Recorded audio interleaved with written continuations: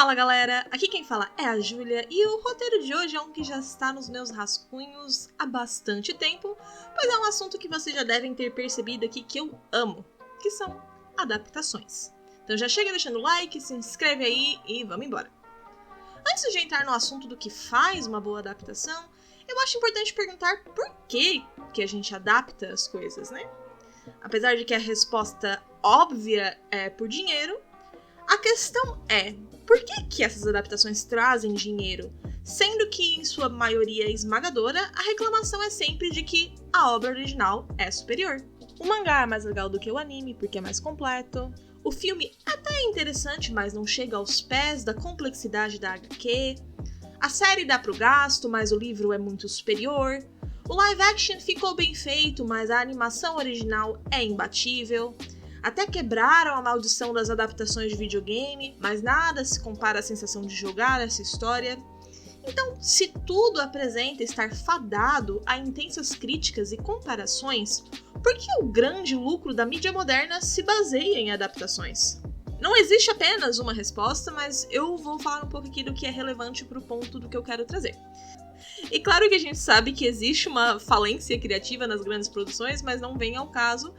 O caso aqui é a questão milagrosa do marketing boca a boca, na minha opinião. Adaptações se baseiam em fanbases pré-existentes para ajudar na sua divulgação e acabam criando uma simbiose entre os envolvidos. Se um livro vendeu relativamente bem, já existe uma parcela da população que estaria interessada em uma adaptação televisiva, cinematográfica, que seja. Com o anúncio dessa adaptação, a nostalgia evoca esse fã pré-existente a convocar novos leitores que acabam furando a sua bolha e trabalhando no marketing boca a boca. Nas palavras de Ivan Nunes de Castro, eficiente e econômico, o boca a boca permite atingir o público-alvo com precisão e, uma vez espalhada a mensagem, funciona como viral com o potencial de se multiplicar com rapidez. Assim, tornando-se um investimento de menor risco para as grandes produtoras e criando uma relação de simbiose com o público. Existe a explicação menos cínica de que uma adaptação permite explorar facetas do material que não eram possíveis na sua forma original, mas sabemos que essa não é a verdadeira razão de um investimento de alto valor. Ou você realmente acha que The Last of Us foi transformado em série porque não era possível mostrar o relacionamento do Bill e do Frank no jogo, por exemplo? O que nos traz de volta a pergunta original. O que faz uma boa adaptação? The Last of Us tem sido merecidamente aclamada como uma das melhores adaptações dos últimos tempos. E eu acho que ela merece esse título por alcançar algo que é bem raro. Ela é uma adaptação fiel ao material de origem e também é uma adaptação que entende o material de origem. Por mais contraditório que isso pareça, esses conceitos nem sempre andam de mãos dadas. Um exemplo claríssimo disso, para mim, é o filme Watchmen, de 2009, que adapta precisamente quadro por quadro e fala por fala da HQ, e ainda assim não consegue entender o que fez o material de origem um sucesso. Para o criador da HQ, o Alan Moore, os heróis ou são ineficáveis e inúteis, ou são fanáticos que querem destruir a vida de inocentes. A sua existência é justificada pela dominação, e não para parecerem legais. E na sua adaptação, Zack Snyder não pôde evitar o instinto de fazer tudo parecer o mais legal possível, perdendo um pouco da essência da história em si. É claro que vai ter gente que vai dizer que adorou a adaptação, não vem ao caso, isso é só um exemplo. O meu ponto aqui é, Watchmen foi uma adaptação fiel ao material de origem? Sim, quase quadro a quadro. Mas Watchmen foi uma adaptação que entendeu o material de origem? Infelizmente, não. Essa mesma lógica se aplica aos mais recentes live actions da Disney. Temos recriações idênticas ao material de origem, mas sem a alma que tornava aquelas histórias tão memoráveis. Preciso dolorosamente aqui mencionar o filme de Vampire Academy, porque eu sou muito fã dos livros e na maior parte do tempo eu finjo que esse filme não existe, por fazer exatamente isso que eu acabei de falar. Todos os pontos do livro estão presentes, mas a essência não está ali. E apesar de fisicamente os atores até se encaixarem visualmente nas suas contrapartes literárias, não tem a vibe, não tem o sentimento e ainda tem umas atuações bem medíocres em sua maioria. E o contrário desse exemplo também é possível. A primeira temporada da série Shadow and Bone, na minha opinião, captura a essência do livro, mesmo fazendo inúmeras mudanças na narrativa. Introduziram os personagens do livro spin-off, mudaram a forma que certos eventos ocorrem, exploraram motivações de personagens que inicialmente não estavam ali, até mesmo o grande finale do livro é alterado em relação aos livros para acomodar essas mudanças. Entretanto, eu considero uma das melhores adaptações literárias que eu já vi. Porque Shadow and Bone foi uma adaptação fiel ao material de origem? Não. Mas Shadow and Bone foi uma adaptação que entende o material de origem? Profundamente. Na minha opinião, existem outras séries, filmes que alcançam esse mesmo efeito. Bridgerton, Daisy Jones and the Six, Para Todos os Garotos que Já Amei, os filmes da série de livros da Transfóbica, as temporadas iniciais de Game of Thrones. Logo, temos aqui vários exemplos de que não é necessário ser fiel como The Last of Us foi para ser uma adaptação de respeito. Então, o que traduz essa fidelidade para a audiência que já conhece o material base? Na minha opinião, são os detalhes que cativaram essa audiência original em primeiro lugar. The Last of Us foi abraçado pela comunidade porque o foco da série foi o mesmo do jogo.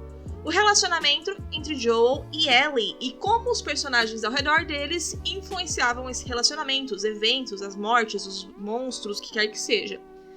Até houveram críticas sobre o corte de ação envolvendo infectados, mudanças pontuais e afins, mas percebe-se que essas críticas vêm de uma minoria ou de pessoas que gostaram e tratam isso apenas como uma vírgula, o que, no geral, foi considerado uma excelente adaptação. A recepção geral é esmagadoramente positiva. Daisy Jones and the Six mudou detalhes pontuais dos relacionamentos dos personagens, excluiu o sexto membro do The Six, matou um personagem 20 anos mais cedo do que a intenção original da autora, entre outras mudanças. Mas manteve o sentimento central do livro, a questão da perda, dos vícios, lealdade e, claro, boa música. Game of Thrones introduziu abuso sexual gráfico em cenas que originalmente eram consensuais, removeu arcos e personagens por completo, alterou motivações de personagens, mas, nas temporadas iniciais, que fiquem bem claro, entendia que a complexidade da trama era o que mantinha a atração da audiência.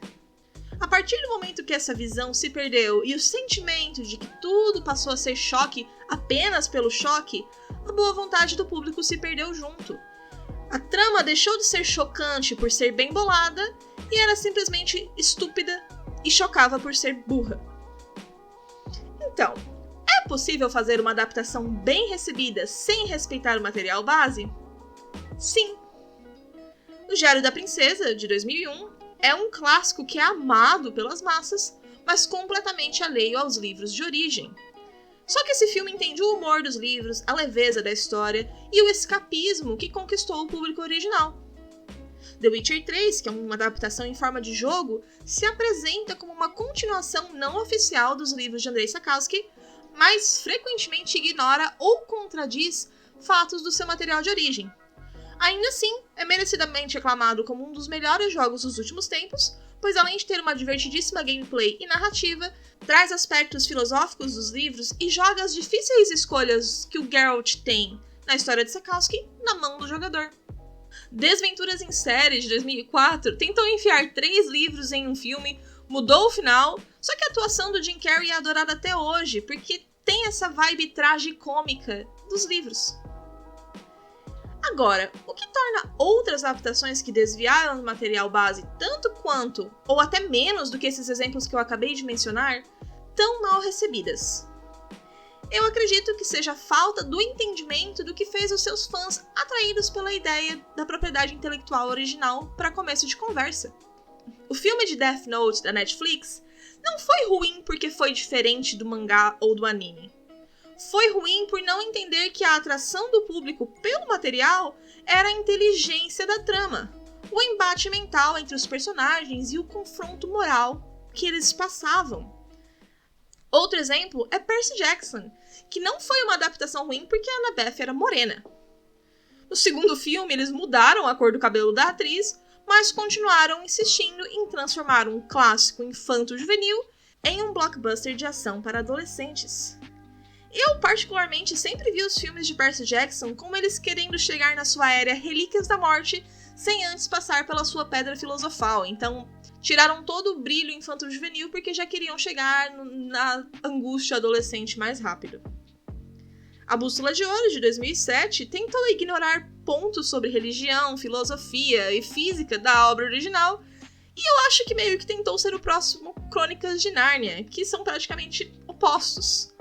As próprias sequências de Nárnia não conseguiram se manter sozinhas porque ficavam tentando resgatar esse sentimento do primeiro filme, que foi um sucesso, e falharam por isso. The Hobbit é outra franquia que queria a todo custo ser Senhor dos Anéis e não entendia que O Hobbit é um livro completamente diferente em tom, em acontecimentos, e aí foi o que foi. Meu ponto, que já está claro, não é um elenco perfeitamente como você imaginou que vai tornar a adaptação boa. Não é uma cópia linha por linha, quadro por quadro, cena por cena. Não é um orçamento de milhões que vai transformar uma adaptação boa. Apesar de ajudar, né? É o entendimento do que faz do material o material. E é por isso que existem certas divergências dentro de um próprio fandom se uma adaptação é boa ou ruim.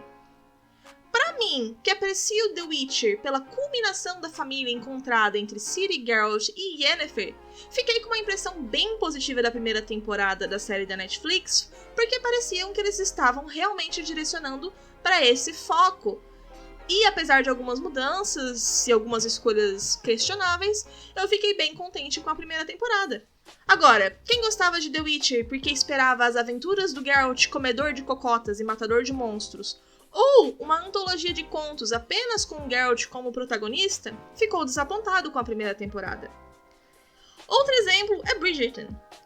Eu não particularmente gosto do personagem Anthony Bridgerton no livro e tinha problemas pontuais com o Visconde que me amava. Então eu fiquei bem satisfeita com as drásticas mudanças narrativas da segunda temporada de Bridgerton, com algumas ressalvas. Mas quem tinha esse livro como favorito detestou a ponto de dizer que pararia de assistir a série. O plot twist da Senhora Coração de Pedra em As Crônicas de Gelo e Fogo é uma das minhas partes favoritas dos livros, justamente pela temática que ela traz sobre a questão de vingança e tudo mais. E eu já estava enfurecida com a direção de Game of Thrones já lá na 4ª temporada, enquanto a maioria dos fãs ainda tinham boa fé em relação à produção da HBO. Pra mim, a resposta é essa. O segredo para uma boa adaptação é a perspectiva. A perspectiva da produção em relação ao material base, o que a adaptação vê na obra e considera o seu núcleo, trazendo a verdadeira essência dessa história para outro formato. E se o que a produção vê como essência difere da percepção do público, a adaptação já falhou. E aí, concorda comigo? Existe alguma adaptação que você considera perfeita? E qual a pior adaptação já feita no seu conceito? Deixa o like, se inscreve, clica no sininho e tal. Um mega beijo e até a próxima.